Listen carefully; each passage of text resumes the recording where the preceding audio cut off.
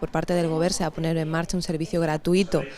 a las empresas para que puedan desarrollar sus planes de igualdad. Este servicio va a servir para que todas aquellas empresas que lo deseen puedan elaborar sus planes de igualdad para la propia empresa. Se ha demostrado que aquellas empresas que tienen planes de igualdad no solamente favorecen tanto la integración social de las mujeres como su promoción laboral, sino que también se vuelven más competitivas porque atraen ese talento y mejoran su capital humano, con lo cual acaban siendo más productivas. El Govern de les Illes Balears tiene su plan de igualdad, que además fue expuesto en las mismas jornadas por la consellera de Administraciones Públicas, y en este caso también queremos que los municipios, que además son las entidades más cercanas al ciudadano, pues también puedan tener sus planes de igualdad, y así también pues poder ayudar a las pequeñas y medianas empresas situadas en cada uno de sus municipios para también que los puedan desarrollar ellos.